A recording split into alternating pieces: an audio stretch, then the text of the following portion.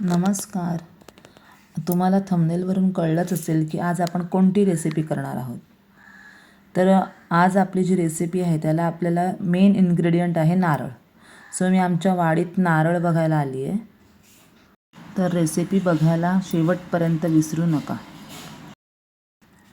घराच्या मागेच आहे आमची वाडी, त्याच्यामध्ये नारळाचे वगैरे झाडं आहेत. तर आम्ही त्याच नारळापासून आपण नारळाची बर्फी करणार आहोत. हा बघा, हा पण मध्ये मध्ये येतोय. हे 2 नारळ आणलेले आहेत मी, ते आता सोलून घेते. आता कोकणामध्ये नारळ सोलतात कसे ते पण तुम्ही बघून घ्या. हा बघा, आमच्याकडे ते यंत्र आहे ते हे सोलण्याचं, त्याच्याने नारळ सोलतो आम्ही.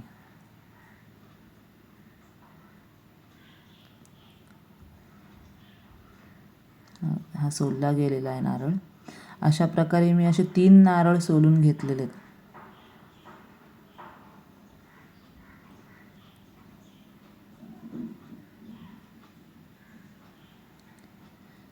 असे 3 नारळ माझे झालेले आहेत सोलून.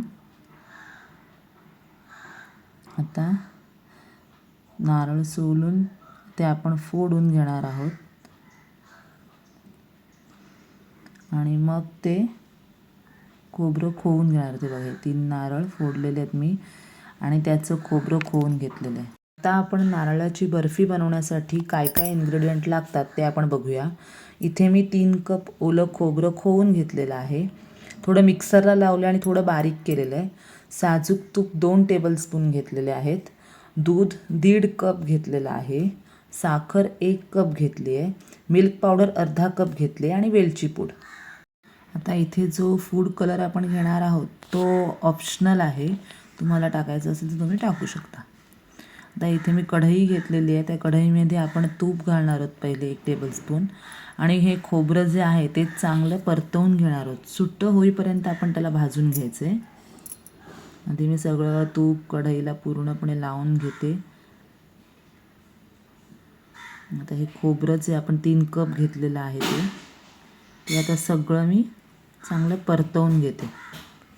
नारळी पौर्णिमा म्हटलं ना की नारळाची वडी, नारळाची बर्फी, नारळी भात हे प्रत्येकाच्या घरी असतं कोकणात.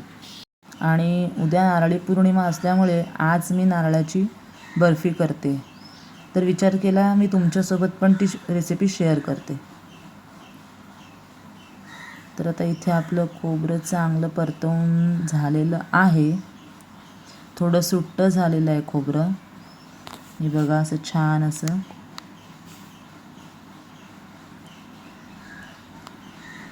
आणि आता सुट्टं झालं आहे, थोडंसं मोकळं झालं आहे खोबरं. तर आपण त्याच्यामध्ये आता ओतणार आहोत दूध. पहिले दूध ओतायचं आहे.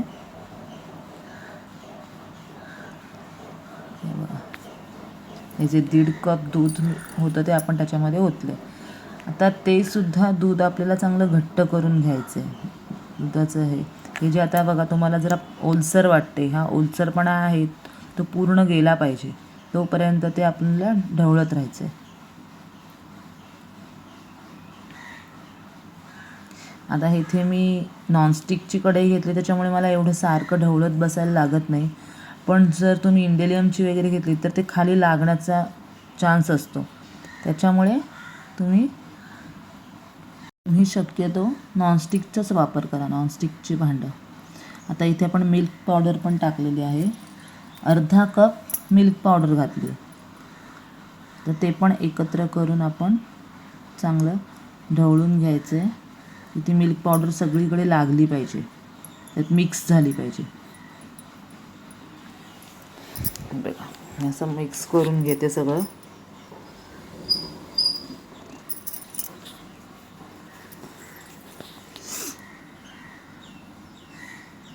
पाणी दिसत नाही आहे, ओलावा जो आहे तो कमी होतोय.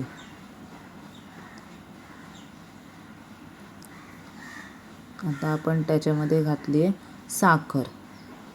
1 कप साखर घातली आहे आपण. 3 कप खोबऱ्याला 1 कप साखर वापरली. आता ती पण पूर्ण विरघळून हा ओलसरपणा येईल त्याच्यामध्ये, ती विरघळल्यानंतर. तो सुद्धा आपल्याला पूर्ण ओलसरपणा घालवायचा आहे. त्याच्यासाठी आपल्याला ढवळत राहायचं आहे.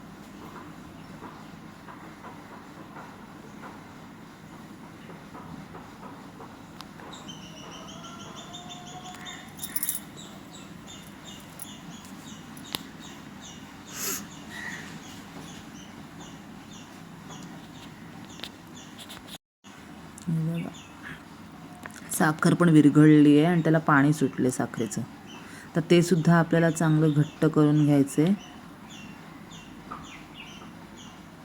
आपण त्यात थोडे पिस्ता घालूया आणि पुन्हा एकदा आपण ढवळून घेऊया. सगळं घट्ट झालं पाहिजे थोडं मिश्रण. तुम्ही पण या नारळी पौर्णिमेला काय करणार आहात स्वीट डिश ते मला कमेंटमध्ये नक्की सांगा. नारळी वडी करणार आहात का नारळी भात करणार आहात? तर मी इथे वेलची पूड घातलेली आहे, ती पण सगळी मिक्स करते. हे बघा, तुम्ही बघाल थोडं घट्ट झालेलं आहे. बाजूबाजूने सगळं असं घट्ट होत चाललं आहे मिश्रण.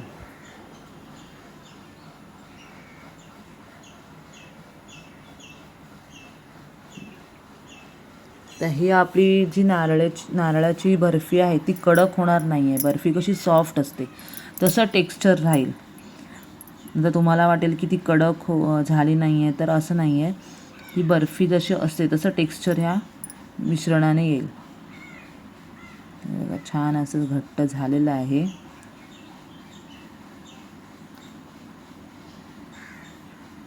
आता मी थोडं मिश्रण हे काढून घेते एका प्लेटमध्ये आणि उरलेल्या मिश्रणामध्ये जे सारण आहे त्याच्यामध्ये मी फूड कलर टाकणार आहे, रेड कलरचा. ऐच्छिक आहे, तुम्हाला जर पाहिजे असेल तर तुम्ही टाका, नाहीतर टाकू नका. हे बघा,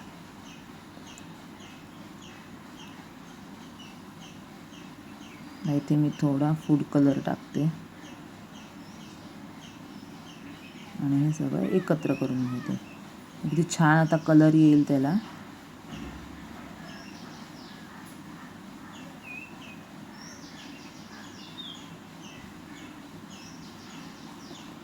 आमच्याकडे कोकणात म्हणजे आमच्या घरी नारळाची वडी आणि नारळाची पुरी असे 2 प्रकार आम्ही करतो. पण ह्या वेळेला मी नारळाची बर्फी ट्राय केली आहे.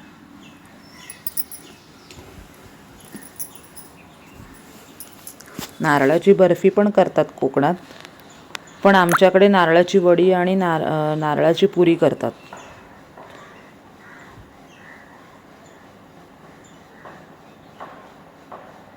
तर इथे मी बटर पेपर ठेवला आहे. मी ताटातच घेते आहे. बटर पेपर लावून त्याला मस्तपैकी प्लेन करून घेते. हे जे आपण आधी काढून ठेवलं होतं मिश्रण ते प्लेन करून झाल्यानंतर मग मी ते कलर टाकलेलं जे होतं मिश्रण आहे ते टाकणार आहे. त्याच्यावर पसरवणार आहे. हे बघा, वाटीला तूप लावून घ्यायचं आणि नंतरच ते आपण प्लेन करायचं, नाहीतर मग ते वाटीला सगळं लागतं मिश्रण.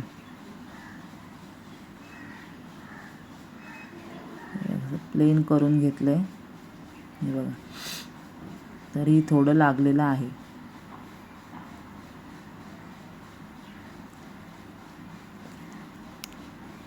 आता हे कलर जो आपण कलर मिक्स केलेला ते मिश्रण लावून घ्यायचं त्याच्यावरती.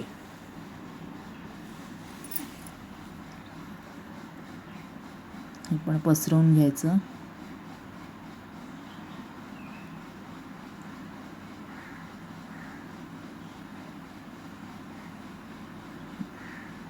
आणि आता हे मिश्रण आपण रात्रभर ठेवणार आहोत फ्रीजमध्ये सेट करण्यासाठी, कारण आपण बाहेर नाही ठेवू शकत रात्रभर, म्हणजे ते उद्या चांगली ती बर्फी छान अशी होते.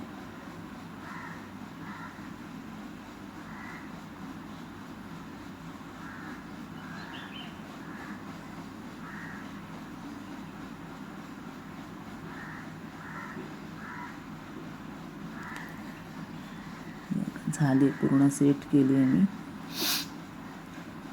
त्याच्यावरती थोडेसे पिस्ते लावायचे आणि बघा दुसऱ्या दिवशी मी तुम्हाला कट करून दाखवते ती बर्फी कशी तयार झाली. फ्रीजमधून काढून मी त्याचे पीस तयार करून घेतले. छान अशी बर्फी तयार झालेली आहे. आणि थँक्यू फॉर वॉचिंग व्हिडिओ.